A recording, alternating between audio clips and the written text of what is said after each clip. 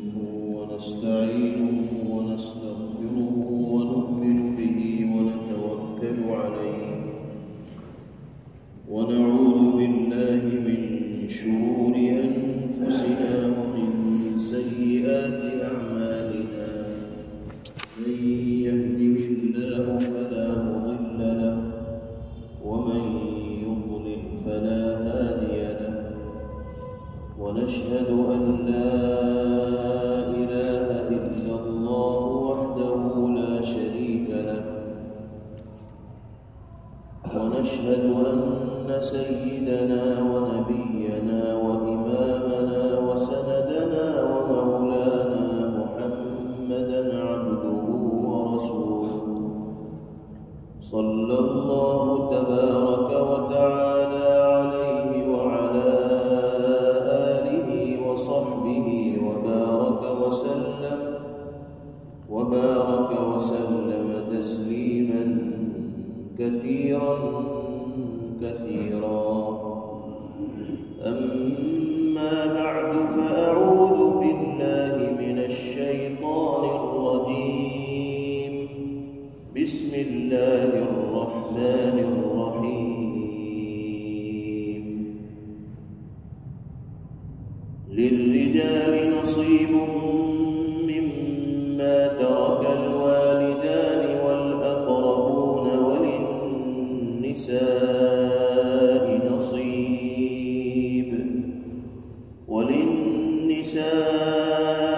نصيب مما ترك الوالدان والأقربون مما قل منه أو كثر نصيبا مفروضا وإذا حضر القسمة أولو القربى واليتامى والمساكين فارزقوهم منه وقولوا لهم قولا معروفا وليخشى الذين لو تركوا من خلفهم ذرية ضعافا خافوا عليهم فليتقوا الله وليقولوا قولا سديدا صدق الله مولانا العلي العظيم.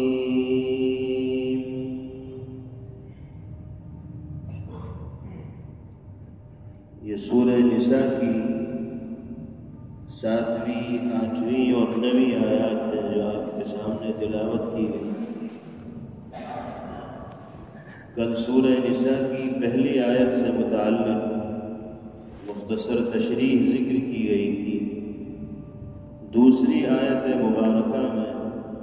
अल्लाह रब्बुल इज़्ज़त वल जलाल ने यतीमों के हुकूक़ की अदायगी का हुक्म दिया था। वआतुल यतामा अमवालहुम, अगर किसी की निगरानी और मातहती में यतीम बच्चे बच्चियां जिंदगी गुजार रहे हैं तो उन यतीमों के मालों की हिफाजत करना, उनके साथ हुस्न सलूक और बेहतरीन बर्ताव करना ये जिम्मेदारों का फरीज़ा है और इंसानी समाज के हर फर्द की ये जिम्मेदारी है कि वो ऐसे कमज़ोर लोगों के साथ ख़ास तौर पर रहमदिली और हमदर्दी का मामला करने वाले हों जो माँ बाप के साया शफ़क़त से महरूम हो चुके हैं या वालिदैन में से किसी एक के साया शफ़क़त से महरूम हो चुके हैं, नाबालिगी की और बचपने की ज़िंदगी गुजार रहे हैं। समाज के ऐसे अफराद मोहताज होते हैं इस बात के कि लोग उनके सरों पर हाथ रखने वाले हों और उनकी ज़रूरियात की तकमील की फ़िक्र करने वाले हों। इसलिए कि जिन बच्चों के वालिदैन होते हैं वो वालिदैन बच्चों की ज़रूरियात की तकमील का ख्याल रखते हैं और जो बच्चे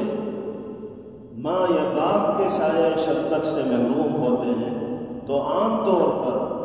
उनको समाज में वो प्यार नहीं मिल पाता, वो मोहब्बत नहीं मिल पाती जिस प्यार और मोहब्बत का एक बच्चा मुहताज होता है। اس لیے یہ ذمہ داری اب سماج کی ہے کہ ہمارے درمیان وہ بچے بچیاں جو یتیمی کا درد جھیلتے ہوئے زندگی گزار رہے ہیں، ان کے ساتھ ایسا سلوک و برتاؤ کیا جائے کہ کسی نہ کسی درجے میں ان کا یہ درد ہلکا ہو، ان کا یہ غم غلط ہو۔ یہ تو حقیقت ہے کہ باپ کی کمی کوئی شخص پورا نہیں کر سکتا اور ماں کی کمی کوئی خاتون پوری نہیں کر سکتی، لیکن اگر سماج کے افراد یتیموں کے ساتھ ہمدردی کا اور حسن سلوک کا معاملہ کرنے والے ہوں گے تو کسی نہ کسی درجے میں یتیمی کے درد کا احساس ان کو کم ہوگا، ورنہ بہت احساس ہوگا۔ اللہ رب العزت والجلال نے سورہ نساء کی دوسری آیت سے لے کر 7ویں، 8ویں، 9ویں، 10ویں آیات تک یتیموں ہی کے حقوق کی ادائیگی کا تذکرہ فرمایا۔ اسی ضمن میں وراثت کے احکام بھی بیان کیے گئے، کیونکہ وراثت کے معاملے میں بھی یتیموں کو حالات کا سامنا کرنا پڑتا ہے۔ ماں باپ دنیا سے چلے جائیں، والدین میں سے کوئی ایک دنیا سے رخصت ہو جائے، چھوٹے بچے بقید حیات ہوں تو جو مال باپ چھوڑ کر گئے ہیں یا ماں چھوڑ کر گئی ہے اس میں بالغ بچوں کا بھی حصہ ہے، نابالغ بچوں کا بھی حصہ ہے، لڑکوں کا بھی حصہ ہے، لڑکیوں کا بھی حصہ ہے۔ اللہ تعالیٰ نے تاکید فرمائی قرآن پاک کی ان آیات میں کہ جس کا جتنا حصہ شرعی طور پر متعینہ انداز سے ملتا ہو اسے اتنا حصہ دینا چاہیے۔ کسی کو یہ حق حاصل نہیں کہ وہ کسی وارث کو اس کے حصے سے محروم کرے۔ اگر کوئی کسی نابالغ کو، کسی یتیم کو، کسی وارث کو اس کے حصے سے محروم کرنے والا ہوگا اور اس کے حصے پر خود قبضہ جمانے والا ہوگا تو وہ ظالمانہ طور پر یتیموں کا مال کھانے والا ہوگا، اور ظالمانہ طور پر یتیموں کا مال کھانے والا دنیا میں بھی بے آبرو ہوگا اور آخرت میں بھی اس کو سخت قسم کی سزاؤں کا سامنا کرنا۔ جاہلیت کے زمانے میں وراثت کے سلسلے میں یہ اصول تھا کہ صرف ان لوگوں کو ماں باپ کے چھوڑے ہوئے مال کا وارث تصور کیا جاتا تھا جو گھڑ سواری کر سکتے ہوں اور دشمنوں سے مقابلہ کر سکتے ہوں۔ عورتوں کا، لڑکیوں کا اور خواتین کا تو وراثت میں کہیں سے کہیں تک کوئی نمبر تھا ہی نہیں، ان کا تو نام لینے کا مطلب نہیں۔ مردوں میں بھی صرف ان کو وراثت میں حصہ ملا کرتا تھا جو گھڑ سواری کر سکتے ہوں اور موقع پڑنے پر دشمنوں سے مقابلہ کر سکتے ہوں۔ نتیجہ یہ ہوتا تھا کہ جو نابالغ چھوٹے چھوٹے بچے ہوا کرتے تھے ان کو بھی باپ کے مال سے محروم کر دیا جاتا۔ سرکار دو عالم جناب محمد الرسول اللہ صلی اللہ علیہ وسلم کے عہد مبارک میں ایک واقعہ پیش آیا۔ ایک صحابی تھے حضرت اوس ابن ثابت رضی اللہ تعالی، ان کا انتقال ہو گیا اور انہوں نے اپنے ورثاء میں ایک بیوی، 2 بیٹیاں اور ایک نابالغ بیٹا چھوڑا۔ اب حضرت اوس رضی اللہ تعالیٰ کے جو بھتیجے تھے انہوں نے چچا کے چھوڑے ہوئے سارے کے سارے مال پر قبضہ جما لیا۔ حضرت اوس رضی اللہ عنہ کی اہلیہ نے بڑی منت سماجت کی کہ ہمارا جو حق بنتا ہے وہ ہمیں دیا جائے، ہمارے گھر کا وہ فرد ہمارے درمیان سے چلا گیا جس کو اللہ رب العزت والجلال نے سبب کے درجے میں ہمارے لیے روزی کا سامان کرنے والا بنایا تھا۔ ویسے تو رازق اللہ ہے لیکن گھر کے ذمہ دار وہی تھے، وہ اللہ کی بارگاہ میں چلے گئے۔ اب ایک چھوٹا بچہ میرے پاس ہے، 2 بیٹیاں میرے پاس ہیں، میں خود ایک خاتون ہوں، ایک عورت ہوں، کیسے اپنی ضروریات کو پورا کروں گی؟ شوہر کے چھوڑے ہوئے مال سے مجھے بھی حصہ ملنا چاہیے، میرے بچوں کو بھی حصہ ملنا چاہیے، لیکن کوئی ان کو حصہ دینے کو تیار نہیں۔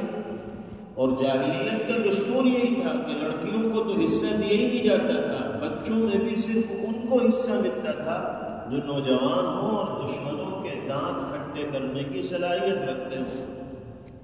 حضرت اوس رضی اللہ عنہ کے صاحبزادے چھوٹے تھے، اس لیے ان کو بھی دینے کے لیے تیار نہیں تھے۔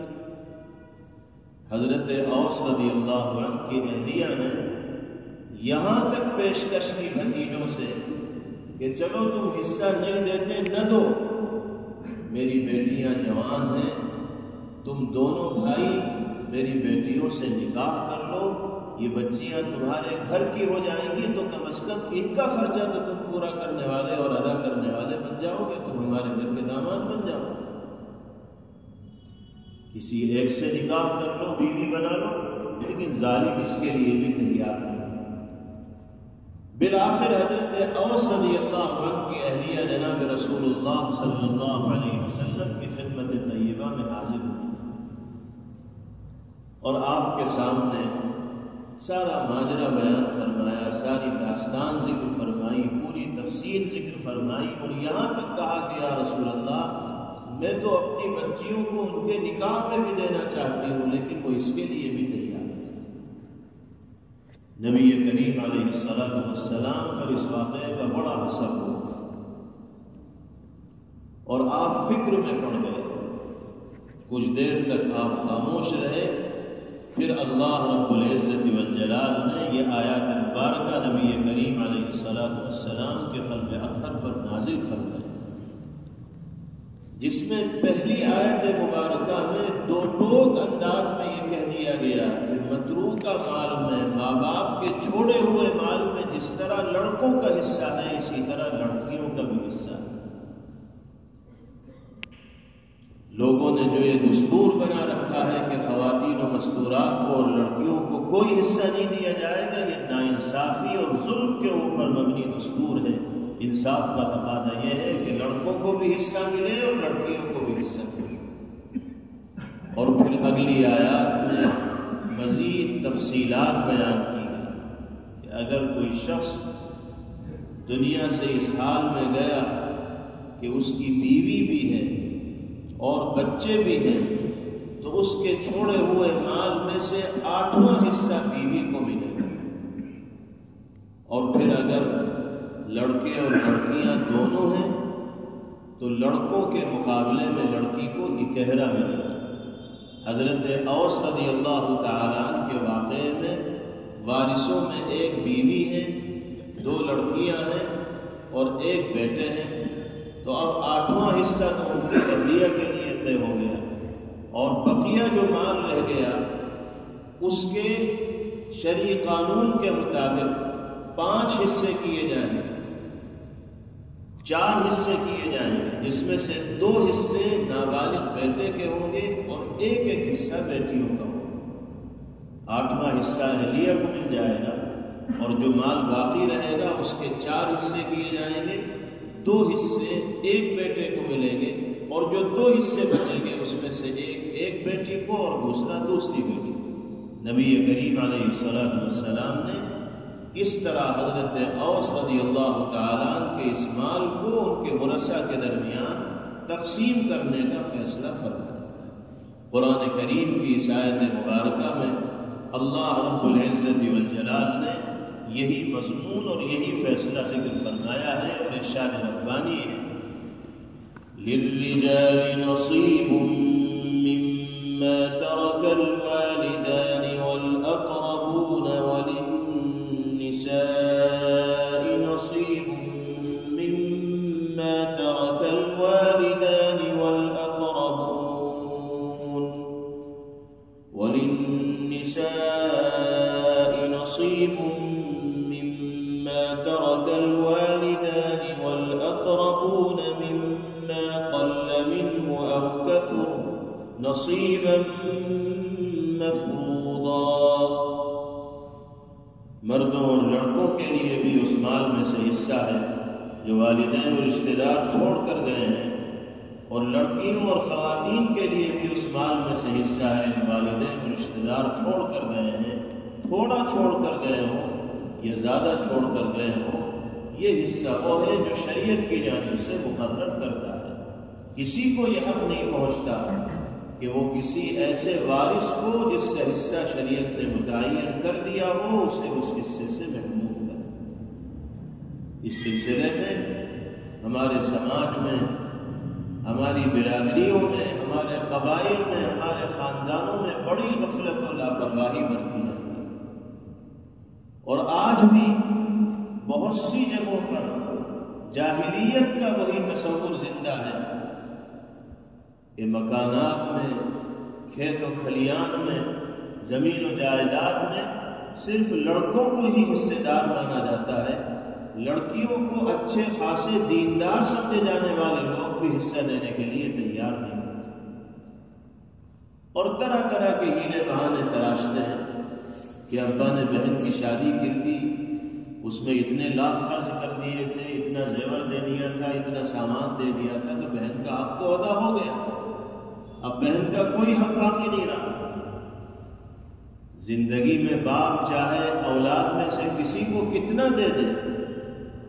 لیکن وراثت میں جس کا جو حصہ بنتا ہے وہ باپ کے دنیا سے جانے کے بعد آٹومیٹک مال میں متعین ہو جائے گا، کوئی اسے اس سے محروم نہیں کر سکتا، الا یہ کہ باپ اپنی زندگی میں اپنے سارے مال کو اولاد کے درمیان تقسیم کر دے اور ان کو اس کا مالک بنا دے اور باپ کے پاس کچھ نہ رہے، تو ٹھیک ہے، اس نے زندگی میں سب کو مالک بنا دیا۔ لیکن اگر زندگی میں باپ نے کسی کو کچھ دیا اور دنیا سے چلے جانے کے بعد پھر وہ مال چھوڑ کر گیا،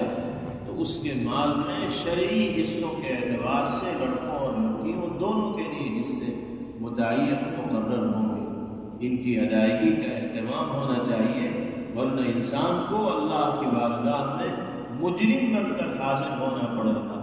اور سخت قسم کی سزاؤں کا اس کو سامنا کرنا پڑے گا۔ قرآن پاک کی آیت مبارکہ جو اسی ضمن میں اللہ رب العزت والجلال نے ذکر فرمائی ہے، ایسی شدید وعید بیان کرتی ہے کہ سن کر رونگٹے کھڑے ہو گئے۔ ارشاد فرمایا گیا،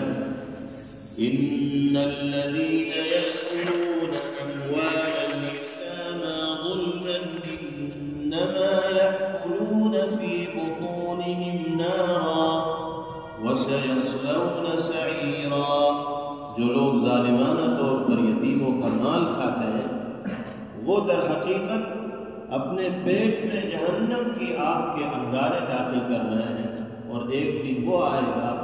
کہ انہی انگاروں کا ان کو ایندھن بننا پڑے گا۔ اللہ تعالی ہم سب کی حفاظت فرمائے۔ حضرت بریدہ رضی اللہ تعالی عنہ ارشاد فرماتے ہیں، نبی کریم علیہ السلام نے فرمایا کہ قیامت کے دن ایک قوم قبر سے اس حال میں نکلے گی کہ اس کے منہ سے آگ نکل رہی ہے۔ پوچھا گیا کہ یا رسول اللہ یہ کون لوگ ہوں گے جن کو قبر سے اس حال میں اٹھایا جائے گا کہ ان کے منہ سے آگ نکل رہی ہو؟ تو پیغمبر علیہ السلام نے فرمایا کہ کیا تم نے اللہ رب العزت والجلال کے اس فرمان کو نہیں سنا؟ کون سا فرمان؟ جو ابھی آپ کے سامنے پڑھا گیا کہ جو لوگ ظالمانہ طور پر یتیموں کا مال کھائیں گے وہ در حقیقت اپنے پیٹ میں آگ کے انگارے بن رہے ہیں، اور اسی آگ کا ان کو ایندھن بننا پڑے گا۔ تو بہنوں کا مال دبا کر، یتیموں کا مال کھا کر انہوں نے اگر ٹھاٹ کی زندگی گزاری ہے اور چند روزہ زندگی میں عیش و عشرت کے سامان انہوں نے کیے ہیں، آخرت میں دن میں تارے ان کو دکھائی دے جائیں گے اپنی اس بدعملی کی وجہ سے اور حق تلفی کی وجہ سے، اور وہی آگ ان کے منہ سے نکلتی ہوئی دکھائی دے رہی ہے۔ اسی طرح حضرت ابو سعید خدری رضی اللہ تعالی عنہ ارشاد فرماتے ہیں، نبی کریم علیہ السلام نے فرمایا کہ میں نے شب معراج میں جب آپ آسمانوں کی سیر کے لیے تشریف لے گئے، ایک ایسی قوم کو دیکھا جن کے ہونٹ اونٹوں کے ہونٹ کی طرح تھے، اور اللہ کی طرف سے کچھ لوگ مقرر تھے جو ان کے ہونٹوں کو اوپر نیچے پکڑ کر کھینچتے تھے اور پھر اس میں پتھر کی طرح آگ کے انگارے داخل کرتے تھے۔ یہی عمل ان کے ساتھ کیا جا رہا تھا۔ نبی کریم علیہ السلام فرماتے ہیں کہ میں نے دل دہلا دینے والا جب یہ منظر دیکھا تو جبرائیل علیہ السلام سے پوچھا کہ یہ کون لوگ ہیں؟ حضرت جبرائیل علیہ السلام نے فرمایا کہ یہ وہی لوگ ہیں جو دنیا میں یتیموں کا مال کھایا کرتے تھے، کسی حقدار کو اس کے حق سے محروم کر دیا کرتے تھے، حق تلفی کرتے تھے، دنیا میں مال کھایا اور آخرت کی ہمیشہ ہمیش کی زندگی میں اس سخت سزا کا ان کو سامنا کرنا۔ اسی طرح سیدنا حضرت ابو ہریرہ رضی اللہ تعالیٰ عنہ فرماتے ہیں کہ نبی کریم علیہ السلام نے ارشاد فرمایا، 4 لوگ ایسے ہیں کہ جو نہ جنت میں داخل ہوں گے اور نہ جنت کی نعمتوں کا مزہ چکھ پائیں گے۔ پہلے نمبر پر آپ نے ارشاد فرمایا شراب کا رسیہ، شراب کا لتی، نشے کا عادی نہ جنت میں داخل ہوگا اور نہ جنت کی نعمتوں سے لطف اندوز ہوگا۔ دوسرے نمبر پر آپ نے فرمایا سودی مال کھانے والا۔ اللہ ہماری حفاظت فرمائے۔ جن جن بدعملیوں کو پیغمبر علیہ السلام نے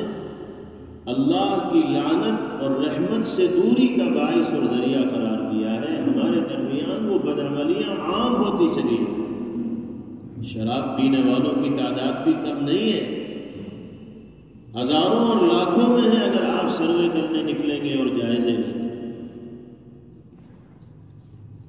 اور سود کو تو جائز سمجھ کر اختیار کیا جا رہا ہے، استعمال کیا جا رہا ہے، سودی کاروبار کو بڑھاوا دیا جا رہا ہے، سودی کاروبار میں حصہ لیا جا رہا ہے۔ بس مال آتا ہوا دکھائی دینا چاہیے، پھر یہ نہیں دیکھا جاتا کہ کس راستے سے مال آ رہا ہے۔ یہ دونوں بدعملیاں ایسی ہیں جو انسان کو نہ صرف جنت میں داخلے سے محروم کریں گی بلکہ جنت کی نعمتوں سے لطف اندوز ہونے کا بھی موقع اسے میسر نہیں ہوگا۔ تیسرے نمبر پر آپ نے ارشاد فرمایا وہ شخص جو جنت میں داخل نہیں ہو سکتا اور جنت کی نعمتوں سے لطف اندوز نہیں ہو سکتا کون ہے؟ جو یتیموں کا مال کھانے والا، بہنوں کا حق دبانے والا، لوگوں کو حق کے مطابق مال ان کے حوالے نہ کرنے والا۔ اور چوتھے نمبر پر پیغمبر علیہ السلام نے ارشاد فرمایا والدین کی نافرمانی کرنے والا، ماں باپ کا دل دکھانے والا، ماں باپ کی زندگی کو اجیرن کرنے والا۔ یہ بدعملی بھی آج کی دنیا میں عام ہے، اور کتنے نوجوان ایسے ہیں جنہوں نے ماں باپ کی راتوں کی نیندیں اڑا دی، ایسی حرکتوں میں ملوث ہیں اور ایسی بدعملیوں کے مرتکب ہیں اور ایسی بری عادتوں کے حامل بن چکے ہیں کہ ماں باپ کے سر شرم سے جھک جاتے ہیں اپنی اولاد کی کرتوت کو سن کر اور دیکھ کر۔ اللہ رب العزت والجلال سب کو عقل سلیم عطا فرمائے، شعور صحیح عطا فرمائے، صراط مستقیم پر چلنا باری تعالیٰ سب کے لیے آسان فرمائے۔ یہ 4 قسم کے لوگ وہ ہیں جن کے بارے میں نبی کریم علیہ السلام نے فرمایا کہ جنت میں داخلہ ان کے لیے مقدر نہیں ہوتا ہے۔ خدا نخواستہ، خدا نخواستہ ہم میں یا ہمارے متعلقین میں سے کسی میں اگر ان خرابیوں میں سے کوئی خرابی پائی جا رہی ہے تو اس کو دور کرنے کی فکر اور کوشش کرنی چاہیے تاکہ دنیا کی زندگی بھی عزت و عافیت کے ساتھ گزرے اور آخرت میں بھی کامیابی اور کامرانی ہمارا مقدر بن سکے۔ جس کا جو حق ہے میرے بھائیوں اسے پہلی فرصت میں ادا کر دینا چاہیے۔ اس میں ٹال مٹول نہ ہونی چاہیے، کیونکہ زندگی اور موت کا علم اللہ کے سوا کسی کو نہیں۔ ہم نے ارادہ کر رکھا ہے بہنوں کا حق ادا کرنے کا، لیکن اس ارادے پر عمل کرنے سے پہلے ہماری آنکھ بند ہو گئی تو اللہ کو کیا جواب؟ آج ہی حق ادا کیجئے جس کا حق ہمارے ذمہ ہے، اس لیے کہ کل کا کسی کو کوئی پتہ نہیں، اور اگر حق ادا کیے بغیر انسان دنیا سے چلا جائے گا تو جنت کے راستے میں سب سے بڑی رکاوٹ یہی حق بن کر کھڑا ہوگا جو اس کے ذمہ تھا اور جس کو وہ ادا نہ کر سکا۔ اس کے بعد اگلی آیت مبارکہ میں اللہ رب العزت والجلال یہ فرما رہے ہیں کہ جب وراثت کی تقسیم کا مرحلہ آئے اور کچھ ایسے رشتہ دار و متعلقین وہاں موجود ہوں جو شرعی اعتبار سے وارث نہیں بنتے لیکن وہ ضرورت مند ہیں، تو ہماری یہ اخلاقی ذمہ داری ہے کہ ماں باپ کے چھوڑے ہوئے مال میں سے کچھ ان کا بھی تعاون کر دیا جائے۔ یہ اخلاقی ذمہ داری بتائی ہے، فریضہ نہیں ہے۔ فریضہ تو انہی کا ہے جن کا حصہ شریعت میں متعین ہے اور مقرر ہے۔ کچھ لوگ اگر ایسے بھی ہمارے آس پاس موجود ہیں کہ جن کا حصہ مقرر نہیں ہے لیکن وہ ضرورت مند ہے، تو ہماری یہ اخلاقی ذمہ داری ہے کہ اللہ نے اگر کچھ مال ہمیں دیا ہے تو ہم اپنے ضرورت مند رشتہ داروں کا بھی بھلا کریں، ان کے کام بھی آ جائیں، ان کی خوشی کا باعث دنیا بھی بن جائے۔ چنانچہ فرمایا گیا وَإِذَا حَضَرَ الْقِسْمَةَ أُولُو الْقُرْبَى وَالْيَتَامَى وَالْمَسَاكِينُ فَارْزُقُوهُم مِّنْهُ وَقُولُوا لَهُمْ قَوْلًا مَّعْرُوفًا۔ اور جب تقسیم کے وقت رشتہ دار ہوں، یتیم و مسکین موجود ہوں، تو ان کو بھی اس میں سے کچھ دے دیا جائے۔ وہ اگر مطالبہ کریں تو ان سے نرمی کی گفتگو کی جائے، اچھے انداز میں ان سے بات کی جائے، ان کو مسئلہ سمجھا دیا جائے کہ شرعی اعتبار سے حصہ ان لوگوں کا بن رہا ہے، آپ ضرورت مند ہے تو ہم آپ کا بھی کچھ تعاون کیے دیتے ہیں۔ لیکن تمام کے تمام شرعی ورثاء باہمی رضامندی سے تعاون کے لیے تیار ہوں گے تو تعاون کیا جائے گا۔ کوئی ایک اپنی مرضی سے کسی کا تعاون نہیں کرے، کسی کو اپنی مرضی سے کسی کا تعاون کرنا ہے تو اس حصے میں سے کر سکتا ہے جو حصہ اس کو مل گیا، وہ مالک ہو گیا، اب وہ جس کا چاہے جس انداز میں تعاون کرے۔ خاص طور سے اس آیت مبارکہ میں ان بچوں کا ذکر کیا گیا ہے جن کے باپ دنیا سے رخصت ہو گئے ہوں اور دادا موجود ہوں۔ مسئلہ شرعی یہ ہے کہ اگر دادا کی زندگی میں بیٹا دنیا سے چلا گیا، پوتے پوتیاں موجود ہیں، تو دادا کے مال میں اب ان پوتوں کا حصہ نہیں ہوگا، کیونکہ وراثت کی تقسیم ضرورت کی بنیاد پر نہیں ہوتی بلکہ رشتے اور قرابت کی قویت، طاقتور ہونے کی بنیاد پر ہوتی ہے۔ جو رشتے کے اعتبار سے جتنا قریب ہوگا اس کو وراثت میں حصہ ملے گا، ضرورت و احتیاج کے اعتبار سے حصہ نہیں ملتا۔ دادا کے مال میں سے بیٹے کو حصہ ملتا، بیٹا باپ کی زندگی میں دنیا سے چلا گیا، اپنے بچے چھوڑ کر گیا، تو اب دادا کے مال میں سے پوتوں اور پوتیوں کو حصہ نہیں ملے۔ شرعی اعتبار سے ان کا حصہ متعین تو نہیں ہے، لیکن اللہ رب العزت والجلال نے اس آیت مبارکہ کے ذریعے ایسے ہی موقع کے لیے دادا کو یہ ہدایت دی کہ ٹھیک ہے پوتوں کا حصہ شرعاً متعین نہیں ہے، لیکن آپ اس مال میں سے اپنے بیٹے کی اولاد کو بھی کچھ حصہ دے سکتے ہیں۔ دادا دنیا سے چلے گئے، چچا باقی ہے تو چچا کو یہ ذمہ داری دی گئی، اخلاقی طور پر ان کو ہدایت دی گئی کہ باپ کے مال میں سے جس طرح آپ اپنے درمیان تقسیم کر لیں، اسی طرح اپنے بھائی کے بچوں کو بھی اس میں حصے دار بنائیے۔ آپ کا بھائی زندہ ہوتا تو وہ بھی آپ کی طرح دادا کے مال میں حصے دار ہوتا، وہ دنیا سے چلا گیا، اب ذمہ داری آپ کی ہے، آپ اپنے بھائی کے بچوں کی ضروریات کی تکمیل کرنے والے ہوں اور فکر کرنے والے ہوں۔ تو اللہ رب العزت والجلال نے ان آیات مبارکہ میں خاص طور پر یتیموں کے حقوق کی ادائیگی کی جانب متوجہ فرمایا ہے۔ اللہ تعالی ہم سب کو ان مضامین کو سمجھنے کی اور ان کے تقاضوں پر عمل کرنے کی توفیق نصیب فرمائے۔ وآخر دعوانا ان الحمد للہ رب العالمین۔ Thanks for watching. Don't forget to like, comment, share and subscribe to Al Wahid channel.